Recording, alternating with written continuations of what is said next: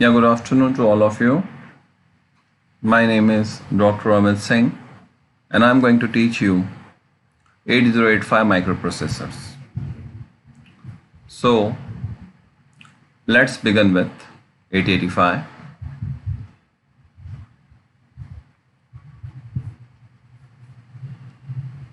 So, here 8085 mu p, right?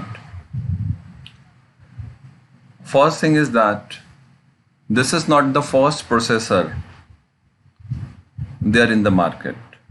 Before 8085, 4-bit processors are already there. But those processors are not that much successful. In 1970s, it was the company named as Intel, right? It was the company named as Intel who launched 8-bit microprocessor, right? Who launched 8-bit microprocessor, and they give them name 8085. You can see the presence of 8085 today also.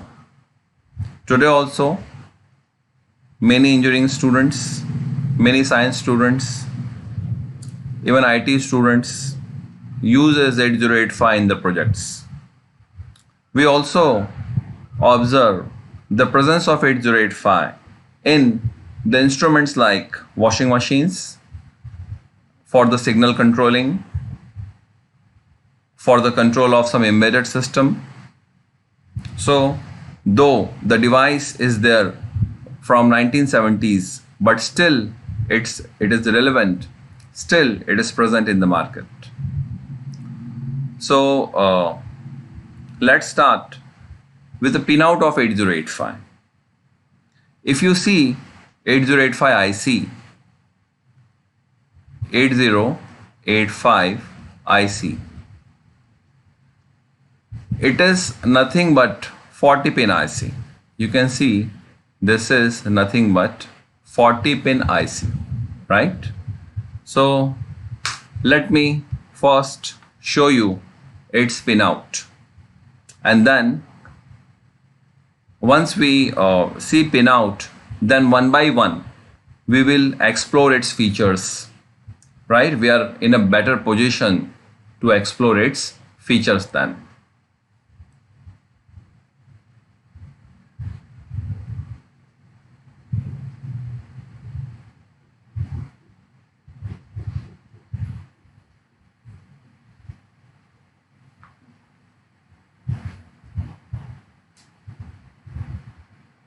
Just a minute. Yeah. So here you can see this is the pinout of your 8085, right? This one is the pinout. In this, the first thing which is visible here is that how many pins this contain. See, one side, if you see, this is the pin number 1, right? Pin number 1 is here, and at the bottom you see pin number 20. On the other side there is the pin number 21, and here the pin number 40.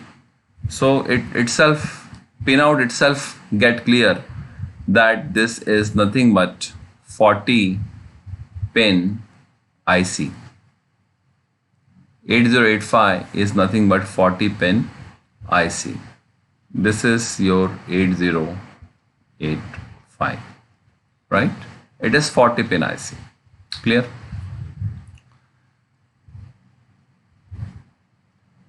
In true sense, you can say that this is computer on chip. In true sense, you can say that this is computer on chip.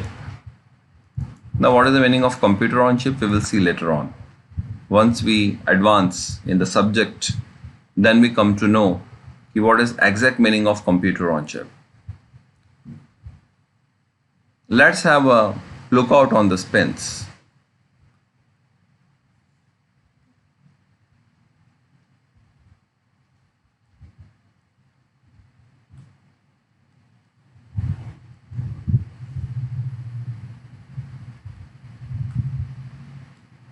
See, to run any IC or to run any system, power is required, power is needed, right? Similarly, to run this particular IC of 8085, again the power is needed. So you can see at pin number 40 here, pin number 40, we can see the VCC is written. Pin number 40 itself is VCC, right? And pin number 20, pin number 20, see it is present here at the bottom.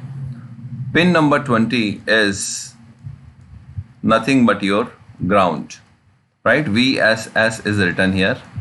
So power supply is connected between these two pins, between pin number 40 and pin number 20. Now the question arises here, how much power supply is needed to run this IC? The power supply required to run this particular IC is 5 volts, right? 5 volts is sufficient to run this power supply. In case if it is CMOS device, then this will be further down, right? It will be somewhere it is between it is somewhere at 3.3 volts. Then next you can see this IC is nothing but, this 8085 is nothing but synchronous device, right? This is synchronous, NOUS, right? It is synchronous device, right? See, synchronous device means it required clock to synchronize its operation, right? So again, we can see here that there is pin number 1, there is pin number 2, right? Pin number 1 and pin number 2, right? Markings present here are X1 and X2. Marking presents are X1 and X2. Now they are nothing but with the pin number 1 and pin number 2. Generally we connect some crystals, right? We connect crystals. What crystals do? Crystals generate clock for the system, right? Crystals, what is the role of crystals here? See, we are well aware with the piezoelectric effect. In physics, we have seen the concept of piezoelectric effect, right? So what these crystals do? These crystals produce clock, right? So crystals basically generate here clock, right? And this clock which is generated because of these crystals, they act as a system clock. By using these clocks, the system of 8085 will going to synchronize itself. It will going to synchronize its operation. The various other units which are present inside 8085 will going to synchronize its operation, right? Or in short, or for the time being, you can say that pin number 1 and pin number 2, these are the pins where the crystals are connected, and crystals basically generate a clock which is needed to run your 8085 microprocessor. Clock is an essential component for any embedded system, right? If the system is synchronized, if it is running in a synchronous way, then it needs some clock, right? It need not some, but it need clock. So what we can say here is that pin number 1 and with the pin number 1 and pin number 2, crystals are connected, and they produce clock, right? And this clock act as a system clock. So I think this is clear. And then come to pin number 3. Then come to pin number 3. Pin number 3. What about this pin? Pin number 3, if you see here, pin number 3 is nothing but here you can see this is reset out, right? Pin number 3 is reset out.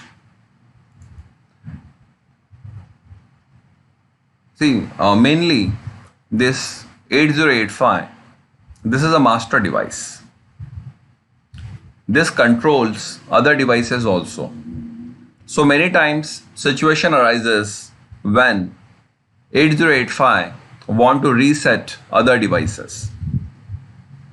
See, in the electronics, there is a master device, there are slave devices also, or there are peripherals which follow the master, which follow the command of the master. And if during experimentation or during execution, if the situation arises where peripherals need to be resetted, right, where the peripheral need to be resetted, in that situation 8085 will give command. 8085 it will not give command, it will send signal, high signal on pin number 3, right? It will send high signal or pin number 3 at this pin, right? And that external device will be resetted here. I hope this concept is clear. Then next pins are pin number 4 and pin number 5, right? What is this 4 and 5? You can see here pin number 4, just a minute, this pen is not working, I think. Yeah, what is this pin number 4 and pin number 5? Yeah, just a minute. Pin number 4 and pin number 5, right? So here you can see pin number 4 and pin number 5. Pin number 4 is nothing but SOD. This is abbreviation for S for serial, O for output,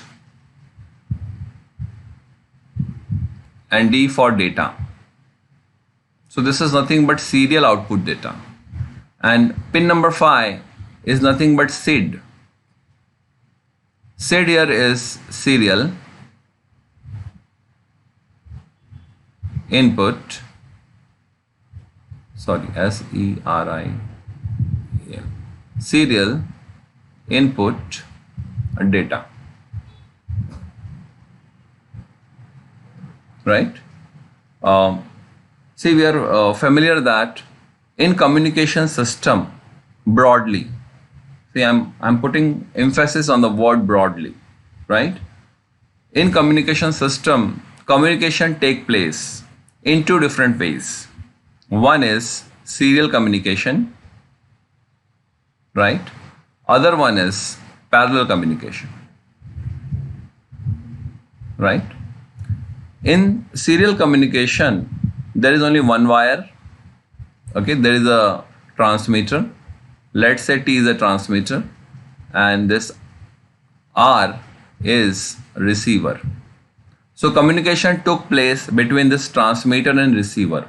Transmitter transmit a signal, receiver receive it, or transmitter transmit the data, receiver receive that data. In serial communication, there is a single wire which is stretched or which is connected between transmitter and receiver. Single wire is connected between transmitter and receiver, and one by one data bits which you want to transfer will be put on this wire, right? One by one data bits. Suppose I want to transfer 0, 1, 0, 0 and 1.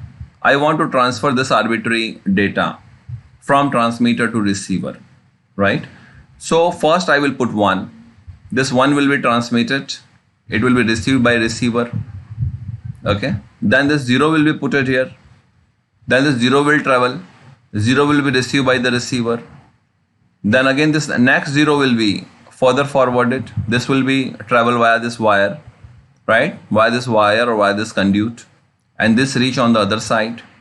So this 0 will reach here. So in this way, at a time, only one bit will going to transfer from transmitter to receiver. So when the data communication take place by this way, that is known as a serial data communication. And other way is parallel data communication. Other way is parallel data communication. In the parallel data communication, what you observe, that there is a transmitter and there is a receiver. Correct?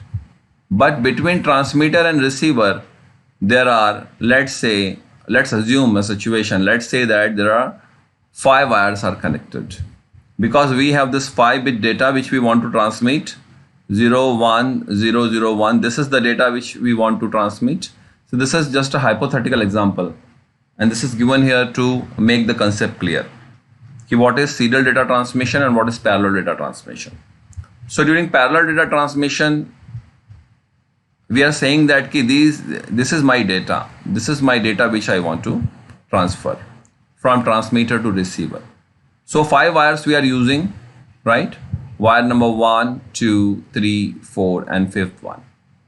So all the bits will be placed here at the same time, right? All the bits will be placed here at the same time.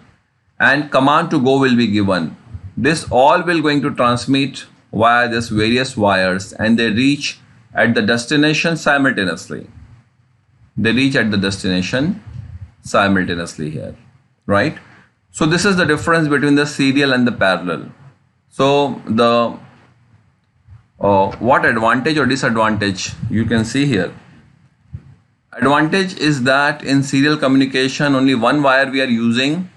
In serial communication you see there is only one conduit or there is only one wire is connected between transmitter and receiver, right? So if only one wire is connected, the advantage is that cost will be reduced. Cost will come down because you are using single copper wire. Contrary to this, if you use parallel data communication, here in this example, you can see that the 5 wires we are using, right? So in serial, only one we are using. In parallel, 5 different wire we are using. So cost will definitely increase by 5 times because 5 copper wires I am using for the same length, right? So this is the disadvantage present in the parallel data communication. Now what advantage it gives? Advantage is, you can see the advantage in this way. Suppose when one bit transfer from transmitter to receiver, when one bit travel from transmitter to receiver, how much time it took? Let's assume that it take 1 second. It take 1 second to travel from transmitter to receiver for a single bit. Now in serial data communication, at a time 1 bit I am going to put on the wire. So for 5 bits, it will going to take 5 seconds, right? Contrary to this, if you see parallel data communication, in the parallel data communication, all the bits will be present on the wire at the same time, and within one go, data will be transferred, right? So on the other side, within 1 second, all the 5 bits will be transferred from serial to parallel. So serial data communication is, you can say it's a slow, but it's less costly, and parallel data communication is fast, but it's costly. So here, the pins which support serial data communication are pin number 4 and pin number 5. You can see here SOD, serially output the data, and SID, serially accept the data. Microprocessor, if want to communicate with a device, with the external device, which has serial data communication facility, then from such device, from short pin, serial output data means microprocessor will send data serially out via this pin, right? And microprocessor will going to accept serial data via SID pin, right? So pin number 4 and pin number 5, they are dedicated for the serial communication, and via these pins, either microprocessor send data outside in a serial fashion or it accepts data in serial fashion. I hope this concept is clear now. Then next is pin number, just a minute, let me scroll this down.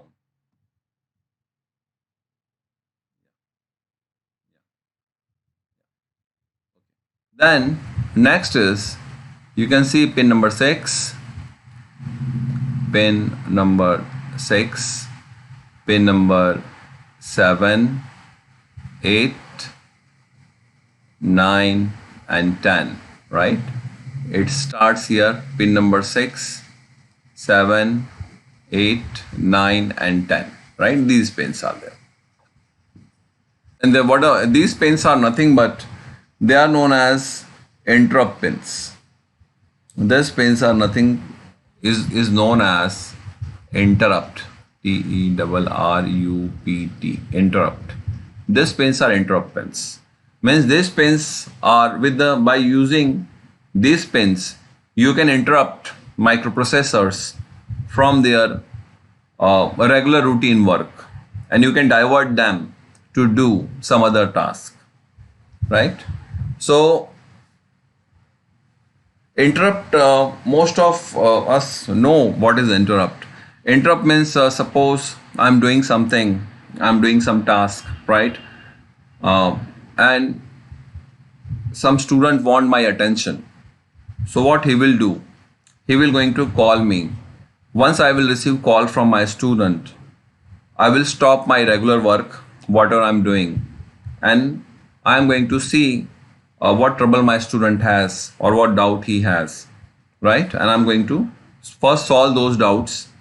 Once I completed once I solve all the doubts of my student, I will again rejoin my work, right? So this is nothing but you can say that here the professor is interrupted by the student, right? And once all the doubts of the students get resolved, again the instructor or professor, again he return back to his work. So this is very general example of interrupt. And in our homes also, many times we face a situation where we are studying or we are doing some task, and if there is an urgent call from our parents, we have to put all the things aside and first we have to listen to our parents. And once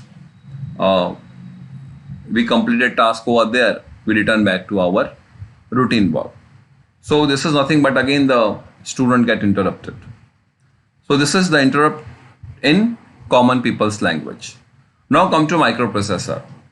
See, microprocessor, especially 8085, we are talking about the 8085. So here the 8085 this is our 8085 IC. 8085 is very busy device, right? It's a master device. It controls many embedded systems. Clear? So it is always busy in various tasks, right? And if there are some devices which are external to 8085, which are the peripheral devices, and if these devices want the service of your microprocessor, if they want the service of, or if you want to bring the attention of microprocessor towards them, what they will going to do? They will going to send interrupt to microprocessor. Now the sending interrupt means they will going to send signals to these pins. Pin number 6, right, which is nothing but a trap.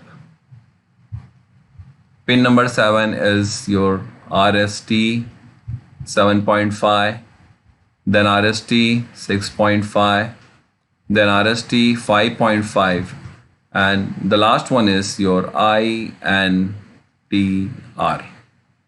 INTR. In some books, this is also mentioned as RST 4.5, right? Okay. So means if there are other devices which need attention of microprocessor, what they will going to do? They will going to send signals on these pins. Either it sends signal on trap, or it sends signal on 7.5, or it sends signal on 6.5, or it will going to send signal on 5.5, or it will going to send signal on INTR, right? So on these various pins, external device send signals. Okay, so these are the 5 interrupts. These are the 5 interrupts which 8085 microprocessor has with it, right? Now let me put more light here on these interrupts. So you can see total number of interrupts available in 8085 is 5. Total number of interrupts are nothing but the 5, right? Here the trap has the highest priority interrupt. Trap,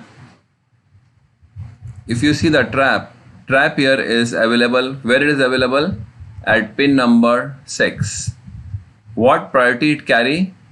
The priority which it carry is highest one, right? Generally, where the trap is used, trap is generally used in the power failure situations.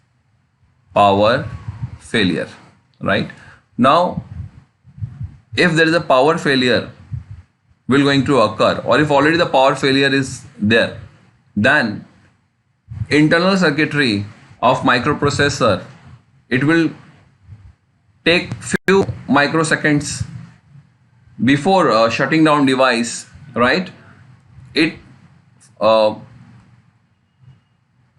the high signal on trap, right? And once the trap is activated, microprocessor start saving its data on the stack, especially the data available in accumulator, data available in the flags. Those crucial data will be automatically put it on the stack, right?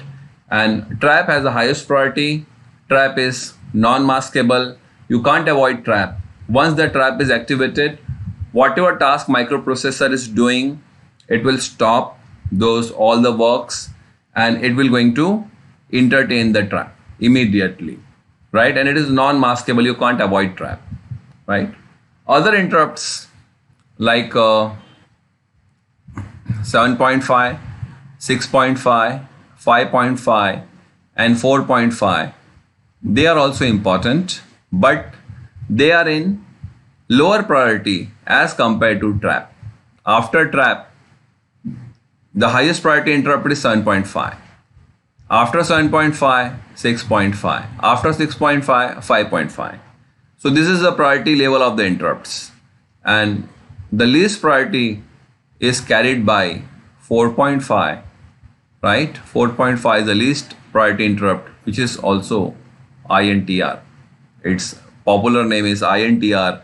In some books, in literature, this is also appear as RST 4.5, right? So INTR is very general interrupt.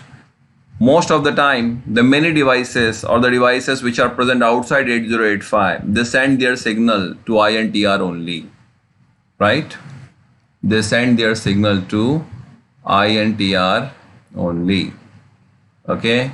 So what we have seen here? We have seen that there is some 5 different interrupts are there. The first one is trap, second one is RST 7.5, then RST 6.5, then RST 5.5, and finally there is INTR. These are the 5 interrupts are available with 8085. Out of these 5 interrupts, trap has highest priority interrupt. Trap is activated when there is a power failure. During power failure, all the essential data will be saved on stacks and then the microprocessor will be shut down. Then there is a 7.5, RST 7.5, 6.5 and 5.5. These are at lower priorities as compared to trap. Then we see INTR. INTR is also known as RST 4.5 and this is general purpose interrupt. This is nothing but a general purpose interrupt. Clear? Right? Now, the next thing is pin number 11. Next thing is pin number 11, right? Let me come down. Let me scroll down this. Yeah. Next is pin number 11. Let's see what is this. Pin number 11. So this pin number 11 is nothing but INTA, right? This A indicates here that it's nothing but the acknowledgement, right? And this is acknowledgement for INTR. For INTR, let's see how this work. Let's see how these two collectively work, right? Let's assume that here is some external device. This is, let's say I'm writing here E. This E itself indicates that this is external device, right? And this external device want attention of microprocessor, right? This want that this 8085 will going to look towards this external device. What this will do? This will send high signal to this INTR pin, right? This will send high signal, this high voltage or high signal to INTR pin, right? Once the high signal is received at INTR by 8085, in response to this high signal sent by this external device, microprocessor also send one signal to this other device, right? This external device, right? By sending the signal, microprocessor will going to acknowledge this external device that I received your request. When I will free, I am going to entertain you. So this is nothing but one kind of acknowledgement. Is it clear? I hope this is clear now. See, there is what I am trying to explain you. There is the external device, right? This external device is nothing but E, right? This external device is nothing but E. Now this device send high signal on which pin? On INTR pin here at pin number 10. Once this high signal is received by the 8085, 8085 come to know that there is some external device which need my services, right? And once 8085 come to know that 8085 itself is a busy device, he is busy with some other task, right?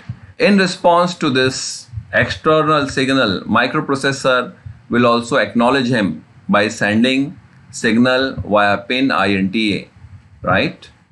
So this INTA is nothing but acknowledgement for INTR, right?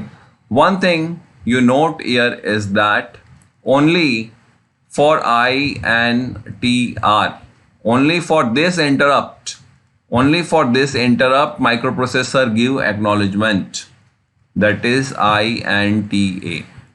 Rest for trap, there is no acknowledgement. For RST series signals, 7.5, 6.5, 5.5, there is no acknowledgement. Only for INTR, microprocessor give acknowledgement, right? And that acknowledgement is given by pin number 11, right? And it is nothing but INTA, right? I hope this concept is clear. So today in this session, see there are more pins are there, more pins are still pending.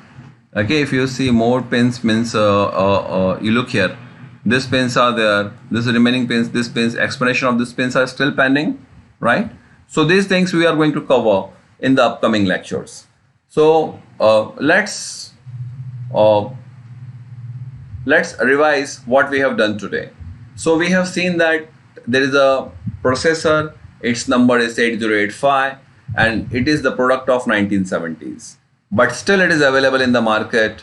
Still in many projects, many students, many engineers uses 8085. Okay, so we have seen the pinout of 8085. Partially we have seen the pinout of 8085. Here we can see that it's nothing but the 40 pin IC. Now in this 40 pins, pin number 40 and pin number 20, they are nothing but the VCC and the ground. Then pin number 1 and pin number 2, these two pins are basically connected with the crystals which generate the clock, right? And this clock act as a system clock for 8085. Pin number 3 is reset out, means microprocessor is a master device, there are peripheral devices, and sometime situation arises when microprocessor want to reset those devices. So microprocessor sends signal from this pin to reset those devices. Pin number 4 and pin number 5, they are there to support serial communication, that is SOD and SID, right? We have seen that the communication occur in two different ways. One is serial and one is parallel, right? In serial communication on a single wire, one bit we are going to put, and those bit will going to travel from source towards destination. To do serial communication, microprocessor provide pin number 4 and pin number 5, that is nothing but the SOD and SID. Then next we have seen that there are the interrupts. There are total 5 interrupts available with 8085. These interrupts are trap, RST 7.5, 6.5, 5.5 and INTR, out of which trap carries the highest priority. It is non-maskable interrupt, means it can't be avoided. Generally, this trap line is connected with a power failure system. If there is a power failure and trap line is activated, microprocessor will start saving its crucial data which is available in the accumulators and available in various flags to the stack. Now what is accumulator, what are the flags, and what is meant by stack, those all the things we will going to see in the upcoming lectures. Then next is 7.5, 6.5 and 5.5. They are the, again these are the interrupts, but their priorities are lower as compared to trap. Finally, we have seen that there is a least priority interrupt, and that is INTR. This is a general interrupt. Any external device which needs service of 8085 will send signal on INTR pin. And once the INTR on INTR pin, 8085 receive high signal, it will going to acknowledge the other device also by sending acknowledgement signal, that is INTA. Okay, so these are the few things which we covered today. In the upcoming lectures, we are going to cover rest of the pins. So thank you very much for listening to us.